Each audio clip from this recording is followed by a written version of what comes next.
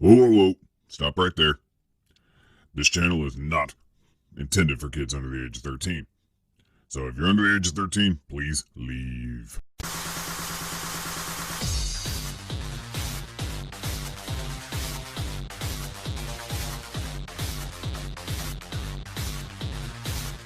Hey everybody, Arthur here with another unboxing video. Today we have Marvel Legends series X-Force Marvel's Warpath from the Strong Guy Build-A-Figure wave. And as you can see, he comes in the typical Marvel Legends style packaging. On both sides of the box we get artwork of Warpath, and I'm not really digging it at all. I don't know, I think it's really this part of the image that just really throws me off. Like, crazy lines, like he's gonna be Wolverine and busting out claws. I'm not a fan of the artwork on the side of this at all, but it is on both sides of the box. On the back of the box we got some read up information, so feel free to pause it if you want to read it. And we get the figure posed up weird. His hand is up and his wrist is bent towards him. I don't know if he's supposed to be flexing, but not too much of a fan of the pose. And then everybody you have to collect from the wave to build Strong Guy.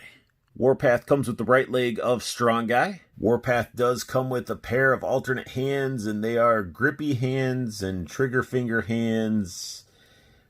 They're like, we don't know what type of hands to give them, so let's just give them a mixture of gripping trigger finger, which also doesn't make sense because they didn't give them knives. But I'm sure in my collection I have a set of knives that I can equip with them, so nothing really to complain about too much. But it would have been cool to have some like open palm ready to fight type of hands too. Warpath up close looks awesome. I love his face sculpt. The mask looks awesome. Could have been a little bit more red coming down on the mask on this side, but still all right. His eyes are painted good. He's got the bandana. The hair looks awesome. It is a very, very good head sculpt for Warpath. As you turn him, the brightness of my camera and the lighting, I guess I should say, doesn't really want to pick up. You can see that there's tons of texture detail in this feather, but it's only painted white, so with the light bouncing off of it, it's a challenge to see. And that's one thing that you know, when you're trying to review figures, like, look at it, it's like blow bright, but it's sculpted. It just needs a wash for that feather or the set of feathers to pop. He's got these giant like pauldron looking pieces, and some of this stuff is separate, but some of it's sculpted attached, which I don't get why they do that. Should have just made them all separate. You know, granted, they would have probably been shifted and bent all weird ways, and we'd have to heat it up and fix it, but still, I like the individual frills instead of like telling me how my frilliness should be. The paintwork on his chest looks great, pretty clean. I don't really see any issues with the red on top of the blue. His arms veining out, looking awesome with these giant gold bracers. But I love this. I love this Omega Red buck. Like, I really do. It's awesome. The pouches are great. Again, could have used some paint and wash. And then you can see on my crotch, there's like extra paint or something bubbling there. That's a sort of a bummer, but yeah, it's just weird. It's almost, I thought it was just a missing paint, but as the light's hitting it, you can actually see it's something going on there. Something going down there in Warpath's pants.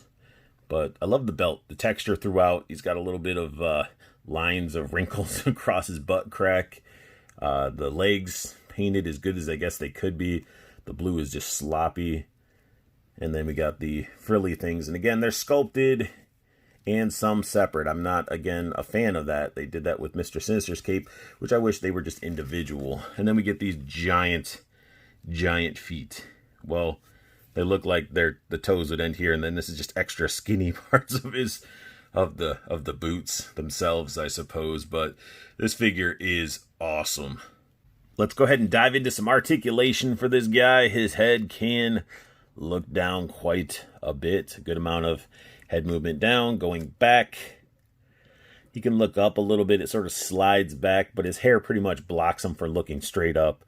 The pauldrons do pop off, which I'll show you in a second, as you saw that one loosened up. But, you know, he can look left and right, I guess as much as his hair will allow. And then tons of attitude up in this thing. So his arms, with the pauldrons on, and I guess that's as high up as his arms are going to go. And then let me take the pauldron off. Actually, let's take it off on both sides. So let's see if we can get this any higher. Let's see this side too. Nope, pretty much the same. So that's as far out of the arms you're going to get. We do get butterfly joint, which is awesome. Bicep swivel, double jointed elbow, and then of course the wrist rotation and the wrist bend. So even with the pauldrons off, he doesn't look too bad, but you could definitely see his traps and neck seem crazy tall and long, because the pauldrons definitely were supposed to be part of that sculpt for sure. So I don't know if anybody would actually pose him without them on, because that would look a little goofy. Ab crunch. Can crunch down this far. Not much of a gap on the back at all. Leaning back. Leans back quite a bit. Paint continues up. That's awesome. That's awesome. Rotating the rotating the waist doesn't look bad, and that's because the belt covers the bookshelf hip part of it. So, you know, you can get some nice poses going on with that. His splits, I mean, that's as far as he can do the splits. Thigh cut there, but it's going to break the pattern. He can actually do a very nice kick. Double jointed knees. And we got a boot cut right here, which is good. Ankle bend, and then crazy pivot that we get with this. And as I'm moving it, his leg is just a little loose. Yeah, it's like the knees on this guy. Again, it's almost like that gummy plastic. Besides the paint QC issues, and his knees sort of feeling like gummy floppiness, he's a pretty solid figure, honestly. He poses up pretty good. I did find some axes I had from some other figures, or some miscellaneous weapons I picked up from a eBay score or something like that, and they fit in his hand pretty well. And he's a pretty massive figure. I mean, if you have Omega Red, you get an idea of his size, but I mean, this is awesome. This is definitely Warpath and what I would want to have on my shelf when putting a Warpath with my X-Force team. And here we got his teammate, Sunspot, and Wavemate set up next to him, and it's awesome. It is great to see how you can pose these figures up together, ready for battle. It's great. It's just making me all giddy and happy that I'm finally getting closer to completing my X-Force team. And Legends are just getting better. As they're making more and more Legends, it seems like the sculpts and everything are starting to evolve and get better and better and better, especially when we're dealing with eventually getting complete pinless technology on these figures. It's going to be phenomenal. But definitely, this Warpath is a must-have for your collection, especially if you're trying to complete your X-Force team. It's a solid figure, and definitely one of the better figures from this wave, even though this wave has been pretty decent for what it is.